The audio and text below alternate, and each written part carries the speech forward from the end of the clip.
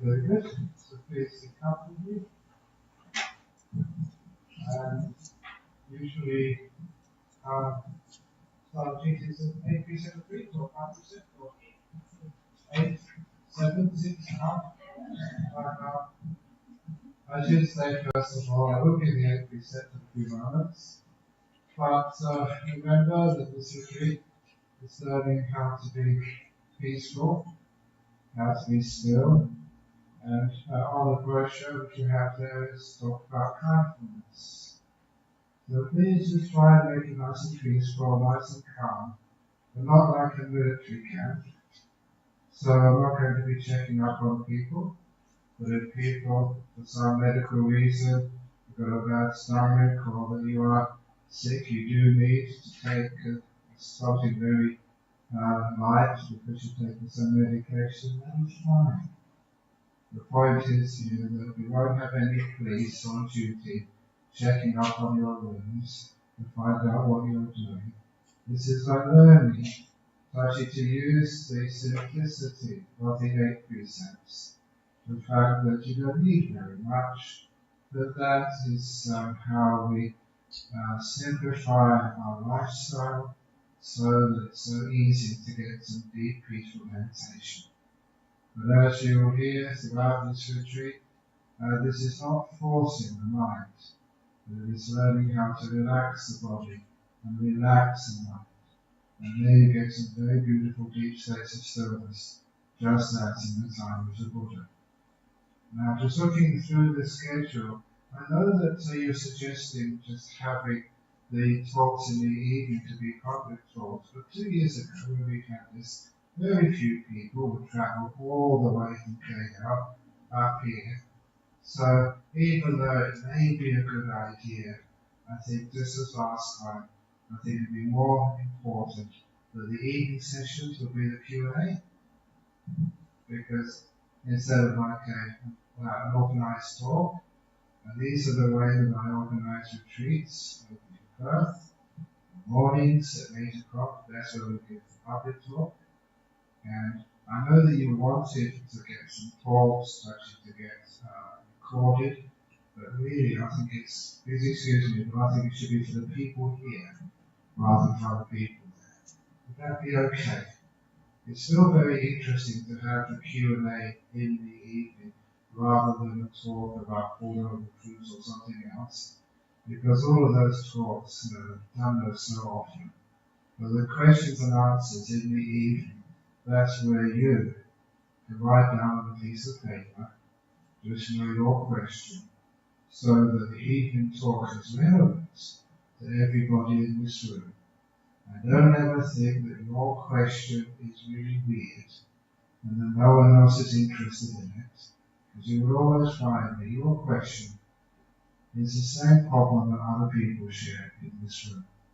And so your question is very relevant. And it means that the talks which are given in the evening actually give me feedback. And that feedback means I can address the problems which come up from day to day and answer them.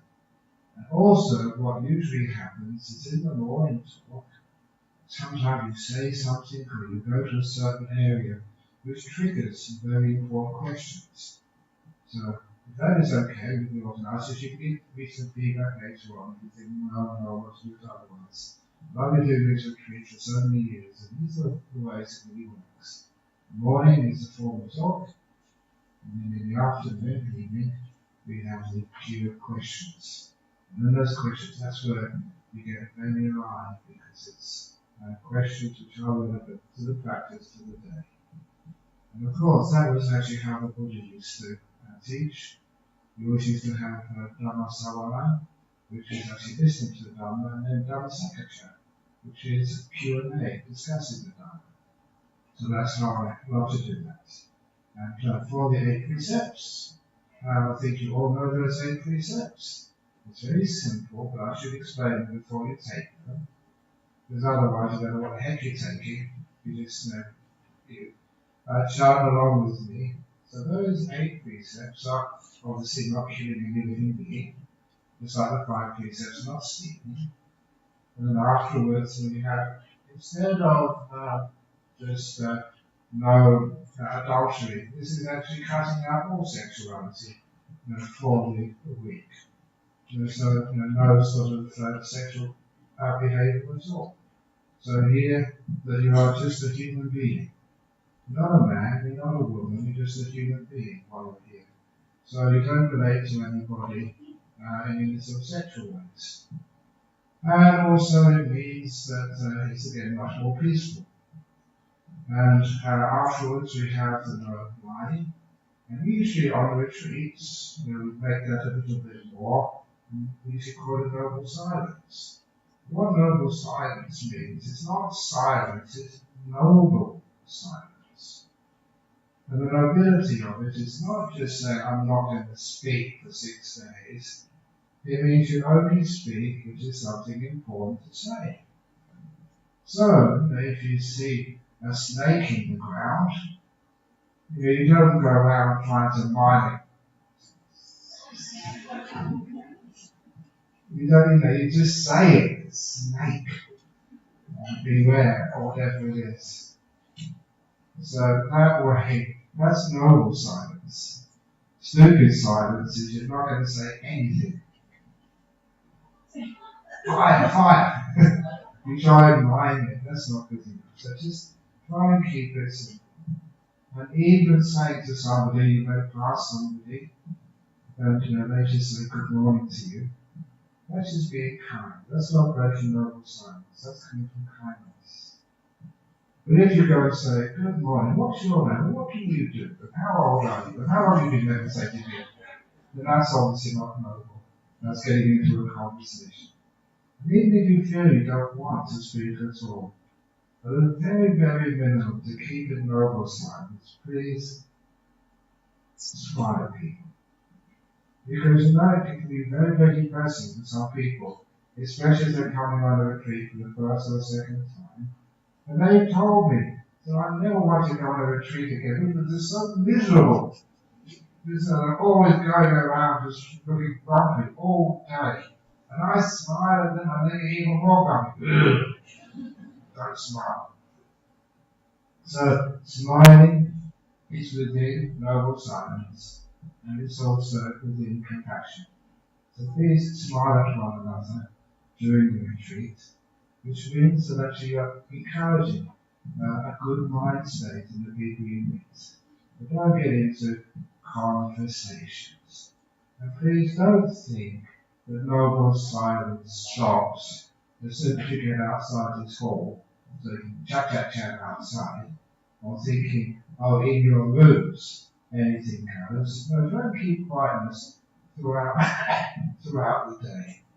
The only exception for talking is to get to something important or talking in your sleep. Some of you are so useless at talking, if you can't talking in your sleep.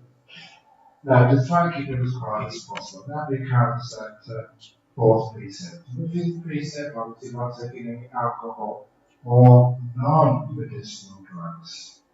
So if you're taking some medication which has been prescribed by a doctor or psychologist, please continue to take that medication. Sometimes people again are stupid, they think, oh, no alcohol, no drugs, oh my goodness, I can't take my insulin, which means you'll die on this retreat. Or you may be taking some antidepressants. Please, there's only so much I can do to cheer you up. Please take those antidepressants. Otherwise, they go crazy during the retreat. Those people organising this retreat will have a hard time dealing with you. So what the doctor has prescribed for you, please continue taking under the doctor's advice. With anything extra, if you have a headache, you can take an aspirin. If you need to take an aspirin, that's fine.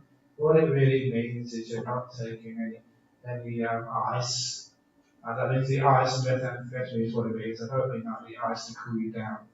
I mean just things like marijuana or heroin, those sorts of drugs. That's what we avoid. We should be avoiding that all the time because they're very, very dangerous. So that means that we keep it a fifth precept. And the sixth precept is not eating in the afternoon and evening. And that's, of course, something as a monk I do all the time. I don't think it's bad for you. I've been keeping that precept for 42 years, and still I put on weight. This is one of the reasons I have to keep that precept, because if I ate in the evening as well, imagine what I would look like. But it's not hard to keep that precept. And of course, there are so many exceptions. All this other stuff which you can eat and in the afternoon, juices, honey, chocolate. The general rule is, and sometimes people ask me, Ajahn Brahm, why is it that in some monasteries milk you can't eat, that you can't drink, but you can have cheese? It's the same, isn't it? And the point is that we've got to draw a line somewhere. Some monasteries draw a line in one place, another monastery draws a line in another place. Whatever you've decided here, I will go along with, because you get fed up with arguing over what goes in your mouth. It's more important what comes out of your mouth. Look after that one, rather than what goes into it. So just keep it simple. And that's all we need to do. And the next rule is, again, it's a double rule. It's not wearing any adornments. So you don't have to wear makeup. And for women, that's such a wonderful thing.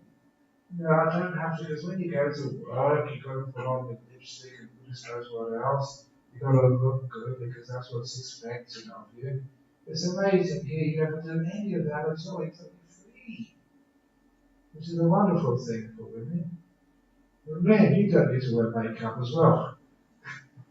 Sometimes they do. You know, I had to wear makeup once. Twice in my life I wore makeup. TV, yeah. TV in the studios. Oh dear. Anyway, no, you don't have to wear that. No other adornments. Don't have to wear jewellery. It's great not wearing jewellery because some people, they wear so much stuff dangling on them. And it makes all the noise. You know, there is, especially the Indian women, it's not putting down Indian women or Sri Lankan women, but they wear so many bangles, it's fashion. So every time you have a Sri Lankan woman, like a high-class woman, coming to the temple, it always sounds like a nice screen band coming, tinkle, tinkle, tinkle. They don't need to wear any bangles or anything. And also, just we don't have any entertainment as well. One nice thing about this hotel is that they go to many rooms and have TVs. And here there's no TVs as well. But sometimes in some of those retreats I go, they put you in a hotel room. There's a big TV there. And I love watching the TV. I do. But I never turn it on. I just watch it. It's so much more peaceful when you don't turn it on. And if you look closely at the screen when it's not turned on, no one is peaceful. And if you look closely, you can see your own reflection in the screen. Right. So we don't have entertainment, singing or dancing. It is just not distracting ourselves. In other words, we keep it nice and peaceful. And the last precept is sometimes people get very confused about that. It's not using luxurious furnishings. It doesn't mean you have to sleep on the floor. I sleep on the floor in my monastery, but also I suppose on the platform in the museum. I've got a bed here. So it's a simple bed. It's not sort of like a four-poster bed. It's not a water bed. It's not sort of a king bed or a queen bed or an emperor bed, whatever else you've got. It's just an ordinary bed, and that is quite fine to sleep on at night to get a good night's sleep. The only reason why people in the rules here are not supposed to have luxurious beds and seats is just it's simple, and we don't are not proud. So you can use a seat like the seat you have here. If you find it's not comfortable enough during the retreat, then bring your pillows down. If you find some cushions from somewhere, borrow those. One under here, one under there, one under the back. Try and find out where you can get it most comfortable. And I've been trying to get people to actually these cushions you have here are just so low tech. This is supposed to be Malaysia. So instead, these days, we've got these high-tech cushions. They're with remote control. So you push a button, and then one part of the compartment inflates with air, so this one can come up. Or the back lifts the back up, and then you can lower it down again.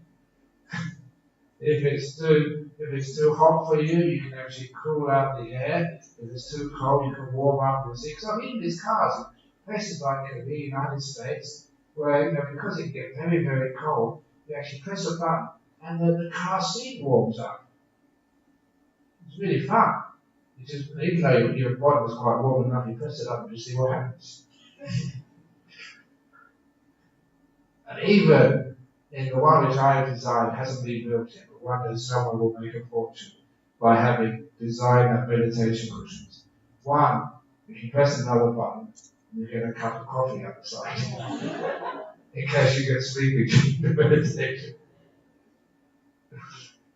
So anyhow, but we haven't got those types of cushions here, but at least you've got great, I think. You are smart. There's two smart ladies over here. People get the wall seats. Now they are the most sought after. You can lean back and you've got to sort of grab that and put your name on it because you go away for 5 minutes and someone else will get that. So you can be comfortable, which is really important when you're meditating. And we have got some chairs in the back. I'm not sure if there's enough chairs there, because later on during the retreat, sometimes you get very sore backs, sore bottoms. It's very difficult to meditate when you're just enduring pain. So maybe later on, if we can get some more chairs, it'd be great.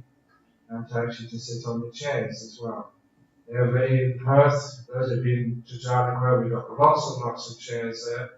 And I made sure that these were designed.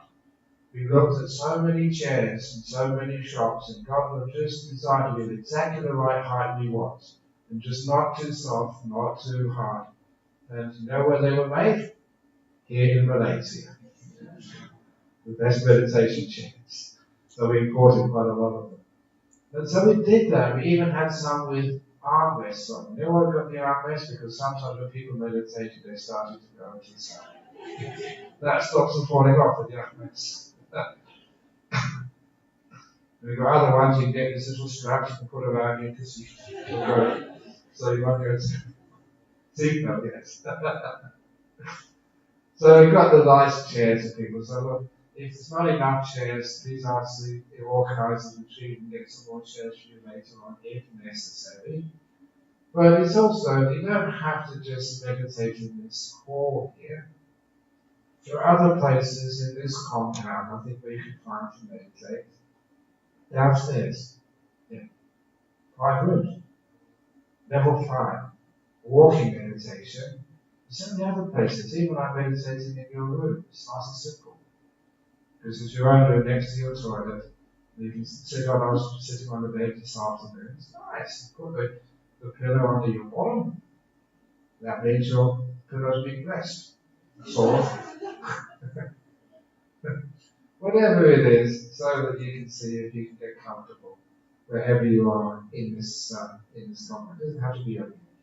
I mention that because that is learning how to keep that precept, the last precept, not using luxurious furnishings, but comfortable ones. To get a good night's sleep, and so in the morning when you wake up, you can have just a very nice meditation. That's why we keep learning precepts. So it does not mean that you have to sleep on the floor with a wooden pillow. It doesn't mean you have to sit straight on the ground and put all those cushions away. Those are the namby-pamby cream puffs, real meditators.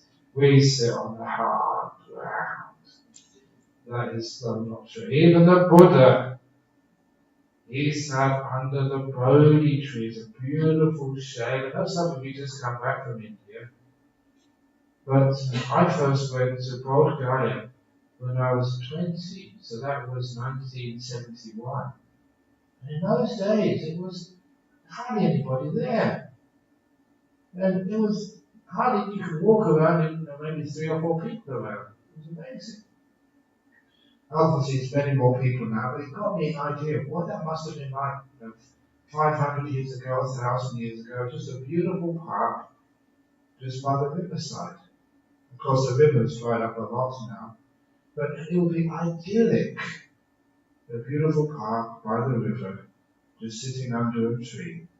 Hardly any mosquitoes in those days. Nice and peaceful. So the Buddha actually chose a very comfortable place to meditate, to become enlightened. And even he actually chose, he got some grass from a rush cutter to put under his bottom, to make it nice and comfortable. So it was learning how to look after your body, not to be indulgent, but to be comfortable. And that's the last precept, is trying to get that middle way, not luxurious, but not ascetic seats, not proud, but just simple seats. And that's actually that 8th precept. So the precepts are very, very easy to keep here. It's just basically not indulging. I think you can order that, and the food here I'm sure will be comfortable for you. If you do need anything special, I'm sure that you can go to the manager if there's any health requirements, and they will look after you as best we can. It's only for 7 days, so you can usually last. Okay, so is that clear for the 8 precepts? Okay, so now we can give them formally. So I think it's in your book. I usually start with Namo Tassa, and then I do the Buddha Saranam Gacchami, and then I give the 8 precepts. It's in the book, but we start with Namo Tassa. I say it first, you're quiet, and then after I finish, you do Namo Tassa. Namo Tassa Bhagavato Arahato Samma Sambuddhassa. Namo Tassa Bhagavato Arahato Samma Sambuddhassa. Namo Tassa Bhagavato Arahato Samma Sambuddhassa. Now you guys.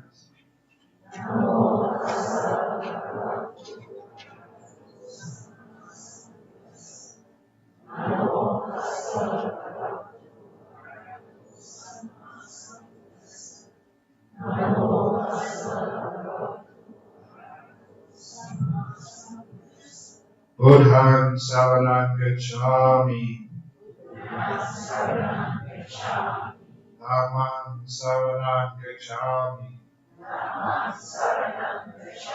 Sangham Saranam Gacchāmi.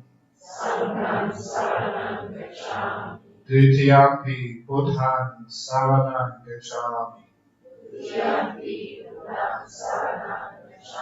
Dutiyampi Dhammam Saranam Gacchāmi. Dutiyampi Sangham Saranam Gacchāmi. Tatiyampi Buddhaṃ Saranam Gacchāmi. Tatiyampi Dhammam Saranam Gacchāmi. Tatiyampi Sangham Saranam Gacchāmi. Now that completes the 3 refuges. Now I will give the 8 precepts. Paratipata Veramani Sikkhapadam Samadhiyam.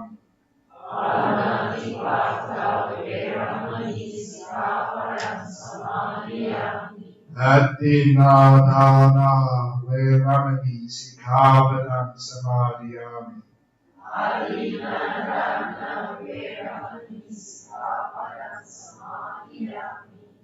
Abrahmacharya Veramani Sikkhapadam Samadhiyam.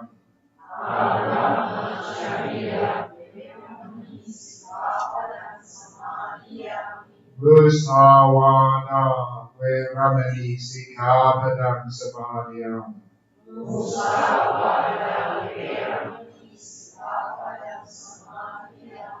Sura Meraya Majapamadatana Veramani Sikkhapadam Samadhiyam.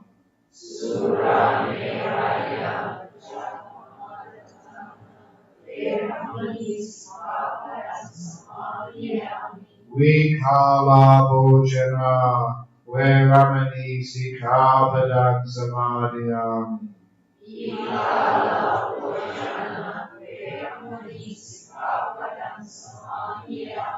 Nacha Gita Wadita Visuka Dasana Mala Ganda Vilepana Dharana Bandana Vibhusanatana Veramani Sikapadang Samadhyami.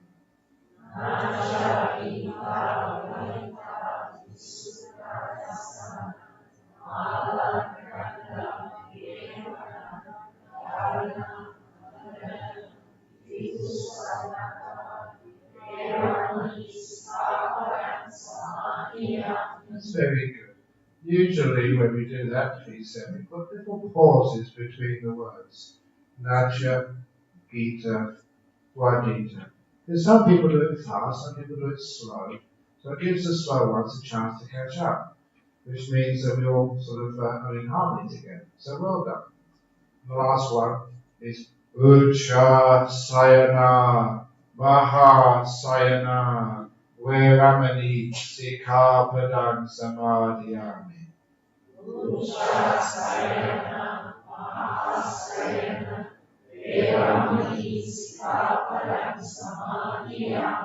Now give the blessing Imani Ata Sikapadani, Silena Sukatigyati, Silena Bhoga Sampada, Silena Niputigyati, Tasma Sila Visodaye. Excellent. So that's the blessing preceded by the 8 precepts. That just gives you a physical guide to how we run this retreat. And I'm sure that much housekeeping has also been given away. You have your breakfast, your lunches, cups of tea or coffee or whatever you need. And also that it's now the time to give a just general, not in great detail, overview of this retreat, what you're doing here. Now, of course, my job is to try and encourage, to teach, to lead, so that each one of you creates a peaceful mind. Simple, just peaceful. And later on I'll try and describe what actually is peace. And to be able to do that, it's a kindfulness retreat. You'll find that if you're aware and kind and practice accordingly, then the mind becomes really calm and peaceful. But there's a lot of things to be wary of and avoid. And the first thing is something which Ajahn Brahm kept on telling me again and again and again, which is a very beautiful teaching. And I'm giving this to you right at the very beginning. We meditate not to attain anything. We meditate to let go. Now please understand that from the very beginning. If you're coming here to try and attain something, even good things, you will find it will not work. Obviously, some people, they've been coming to retreats a long time, and they want to get stages of enlightenment. They want to get these amazing deep meditations called jhanas, or even lights in the mind. So they want, I'm really going to go and get it today, or this week. You'll find you'll be wasting your time if you think like that. Our job is to let go. There are others who may have some emotional problems in their life, and they just want to come and just relax and overcome some of the emotional turmoil. But if you're coming here to get rid of all those inner problems, it won't work. Or you may come here because you've got some physical difficulties, like irritable bowel syndrome, or cancer, or many of these other diseases, which if you do meditation right, have great effects. But say you've got a breast cancer and you're coming here to overcome the breast cancer, it won't work. You are trying to get something. And that getting something is a cause of stress. So here on this retreat, we're not trying to attain anything or get rid of stuff. That's what you do in your life. We're here to let go of as much as we possibly can. To let go of wanting, craving, trying to attain things, to let go of trying to get rid of things. So we let go of all this will and control, and whatever's left, we let that be. Sometimes people would argue with me, say, what's the difference between letting go and letting be? So what happens when we let go, try to change things, judge things, make things different? Stop trying to heal our diseases, just let it be. So we stop controlling whatever's left, we allow to exist, we let it be. And if you do that, you're not trying to attain things or get rid of things. Then you find amazing things happen. You do get peaceful. You do get calm. And the body starts to heal itself. Emotional problems, which are all stress related, disappear. There was one lady today, this morning, at the PGF, who was asking about depression and how can meditation overcome depression. If you try to get rid of the depression, it will never work. It will just get you more disappointed, more frustrated, more disappointment and failure in your life, another one. So add to the reasons why you get depressed. So instead of that, we don't fight these things. We don't try to get rid of anything. Instead, we just let it be. And when you let it be, what's wrong with being depressed? Is that against the 8 precepts? And in fact, there's a lot of advantages to being depressed. You don't need to go to work. You can eat whatever you want. People are always trying to cheer you up. People are always coming around to see you. You get a lot of attention. So I always say, if you are depressed, and you start to get out of the depression, don't tell your friends, don't tell your boss. Pretend you're depressed for a few more days afterwards so you can really enjoy it. What you're actually saying there is you're not trying to get rid of stuff, but allowing it to be. Just no energy, that's all. And if you fight these things, if you think, oh, I shouldn't be like this, that causes a problem. Many of you have seen my books. They're on sale at the BGF. And one of those books, it's the Good, Bad, Who Knows book, but over in the United States they gave it another title. Thank you so much. Now what does that mean? What amazing. Very good, thank you. You see, I don't try and get things, these things just come to me. That's what happens when you let go.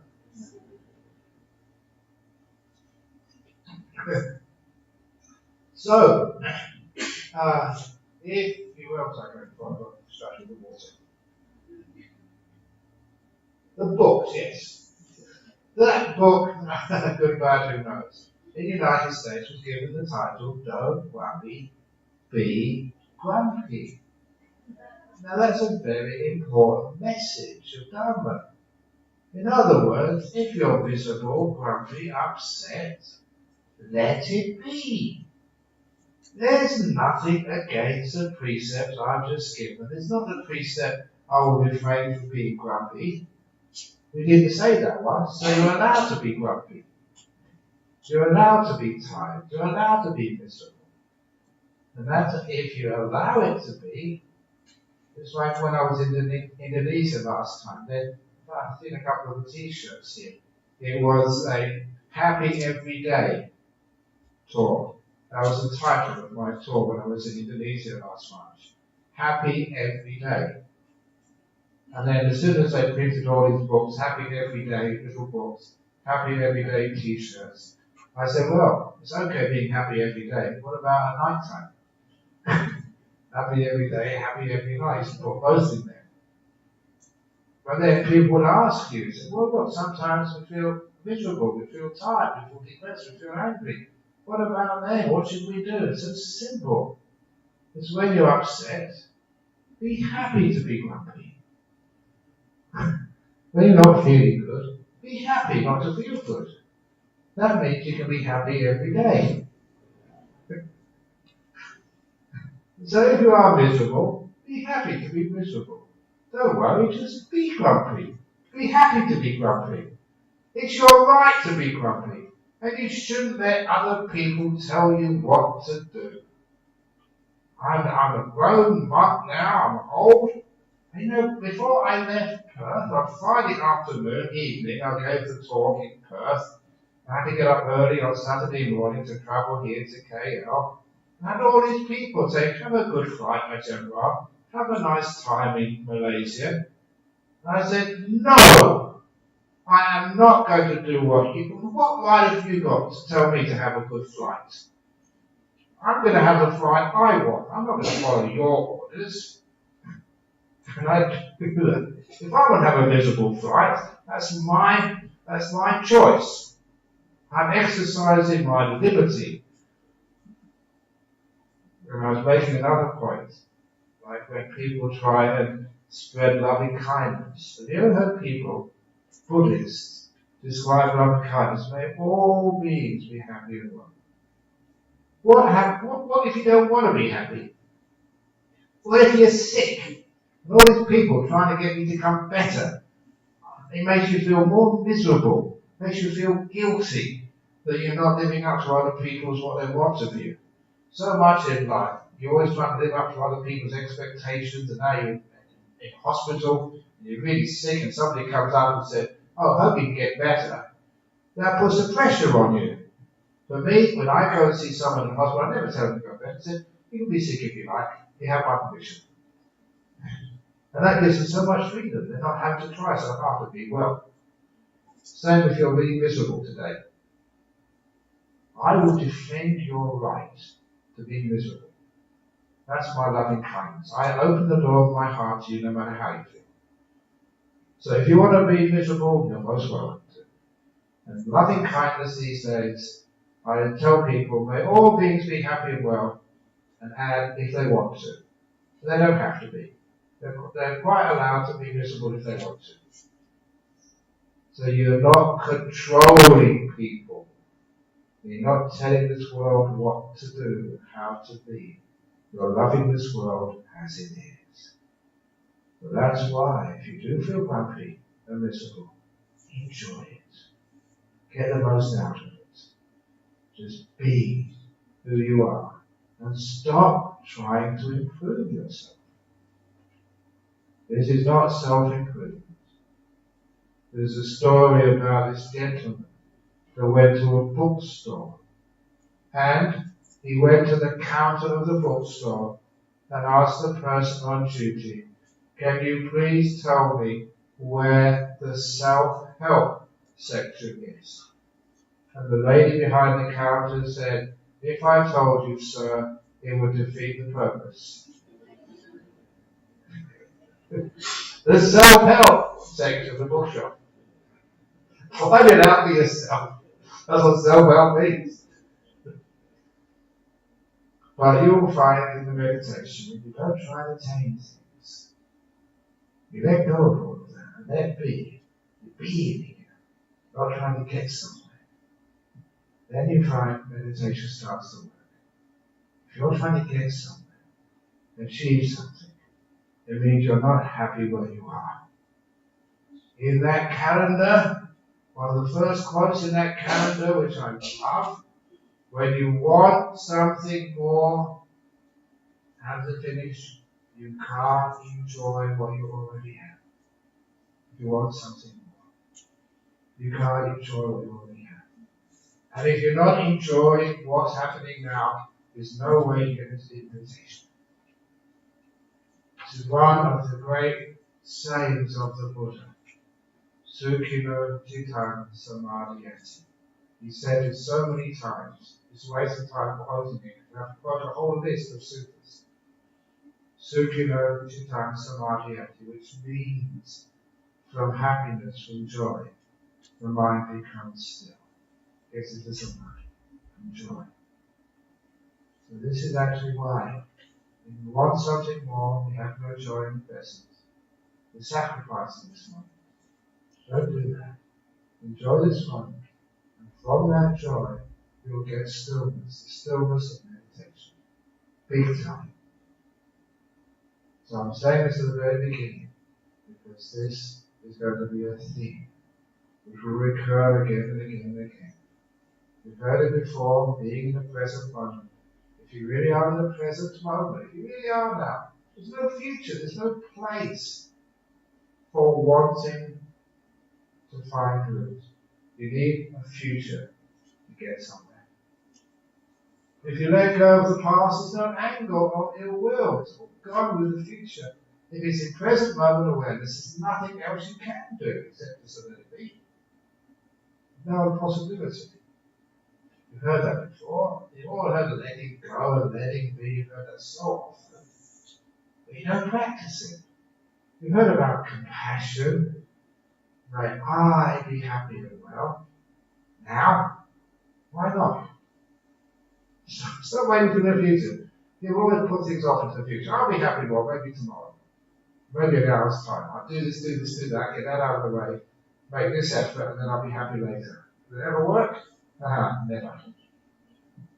So when you stop trying to get something, you let go of trying to attain things, then you find you have a lot of peace, a lot of joy, incredible stillness. That is the path of meditation. It gets you into these deep bliss states called trance. You know, somebody asked me, who was actually on the car driven from the airport. He said, can everybody get trance? I said, yes. Lay people? Yes. How long does it take? That's a stupid question. How smart are you? If you really are smart, you'll understand what I'm saying. You'll get it very quickly. It's not about effort. It's about being wise. Really wise. Big time wise. Seeing things which other people can't see. Let it go. How easy can that be? Just let it be. But I'm going to be working all week to get it to let go. Will you? No. Well, I'm trying, Ajahn Brahm. Oh, Mikey, don't try to let go. Let go of trying. But if I do that, everything's going to go wrong. Let go. So I'll do this once and I'll finish with it. I did this 2 years ago and I think it was Ajahn Victor helped me out. Can I ask you again to help me out here? Do you trust this man? Is he honest? Okay, come on. Now, my task is to get the water in my cup to be perfectly still. Has it stopped moving yet, does it? Oh, you know what? I'm not paying attention. I'm not being mindful. But now I'm going to be mindful. Has it stopped moving yet? Because I have not concentrated. Okay, I'm now going to concentrate.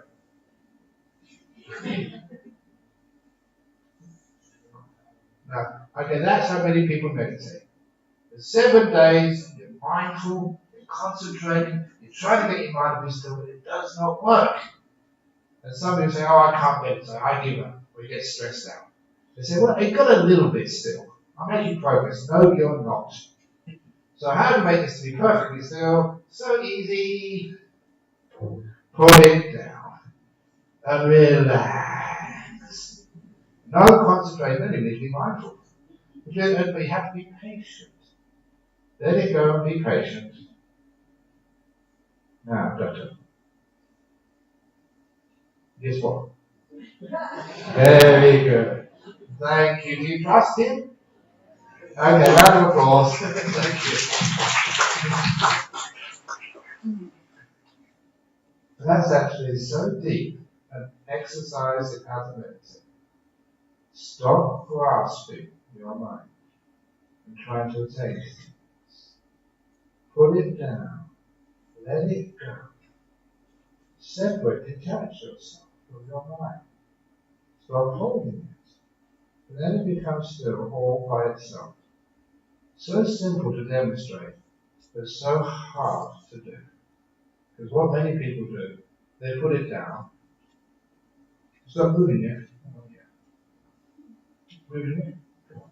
How about you? Come on. Maybe this way. Put it right there. That's much better. Maybe this is the best way to be still. You always keep interfering.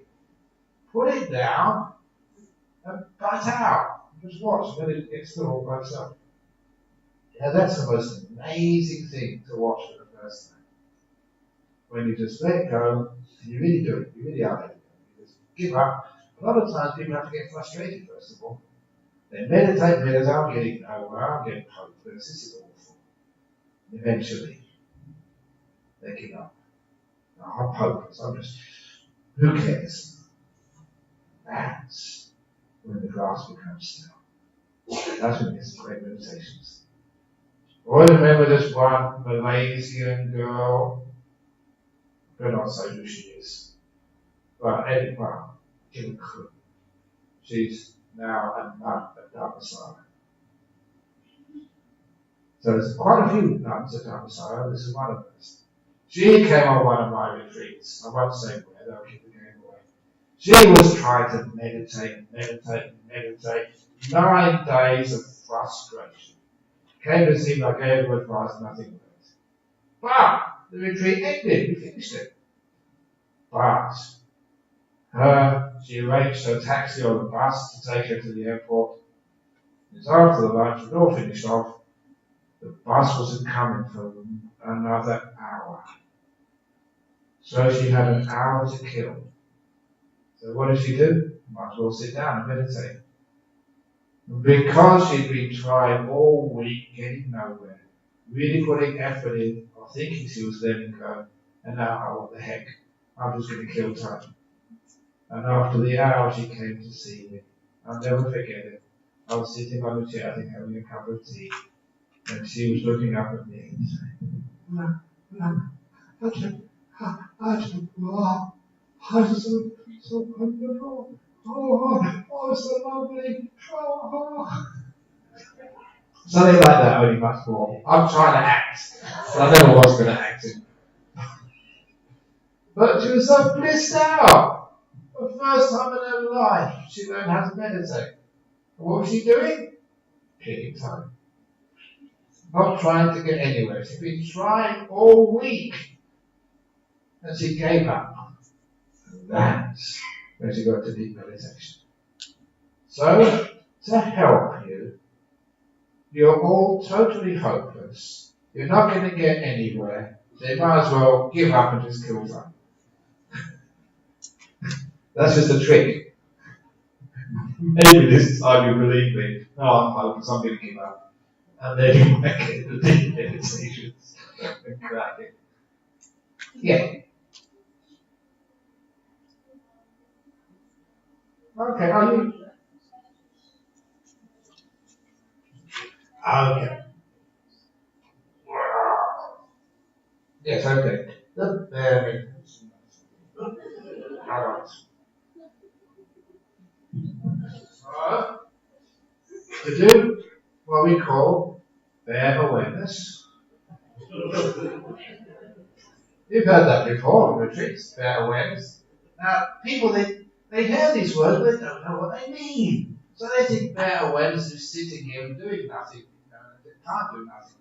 But bare awareness is putting a bear, it's short for teddy bear awareness, in your lap, when you're meditating, cuddling it. And you will think, what am I doing that for? It's so soft and kind and safe and warm that it generates this beautiful mind state of softness, kindness, and happiness and joy, which actually makes the meditation much more simple and successful. You're enjoying the moment. It adds a bit of joy and kindness. It's a symbol of kindness. And if you're sitting for long periods of time and your knee starts to ache,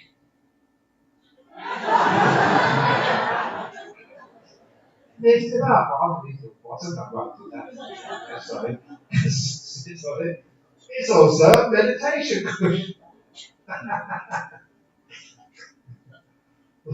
So, but no, put it in your lap. That's the best place to put the bear. Not on your bottom when you're meditating. And we've been doing this. Now, where it came from? This came from Hong Kong.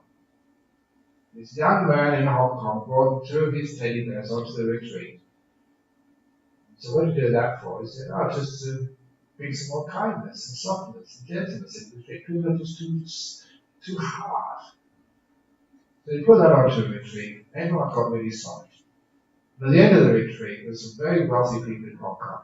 They were offering him hundreds of thousands of dollars for those bears. They said, no, they're my bears, go buy you out. It was just so popular that people would borrow them, put them on their lap, and get these great meditations. And other people, they thought this is absolutely ridiculous. They've never seen this in any other retreat except my awareness retreats. And they think, oh, this is stupid. This is not meditation. Where did you get this idea from?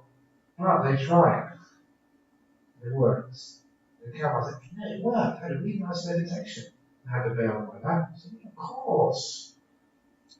And so, quite frankly, they should borrow these bears to find people actually, but these will go in a few hours. If you really want, you better get it quick. There's only a few here, there's more of you. So if you do borrow them, please don't take them for the 9 days. Share them out, put them back after a couple of good meditations. And you'll find some wonderful ways to meditate. At the end of this retreat, you get your favourite bear. And you really think, oh, can I take this home with me? And apparently you can, because these ones over here, are these BTF bears, or are they? They're BTF bears, okay. So I'm sure that you can negotiate with Victor afterwards for how much this is worth for you. It's so nice, just so cuddling, just close your eyes and, oh, this is really nice. It brings you that start of joy, which makes it easy to meditate. So I've been using bear awareness in my temples and other temples, and it's very, very powerful. So you're most welcome. Thank you for bringing this skillful means into the retreat. Excellent. Okay, is there any other comment or question? It's probably a nice time now to have a break. And we come back at 8 o'clock. That's the right time, isn't it? 8 o'clock?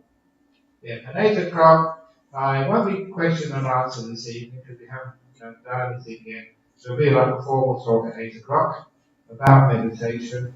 And then from tomorrow, there'll be another talk in the morning, 9 o'clock. And then tomorrow evening, we'll start the Q&A. Is that okay? Okay, very good. Okay, so now you can go back and have a nice cup of tea or walk around, meditate here, meditate there, whatever you need to do. So at the end of every talk, we do the 3 sadhus before we go on to take a break. Are you ready? Sadhu, sadhu, sadhu. Always follow my 3 heats. It brings some happiness to you.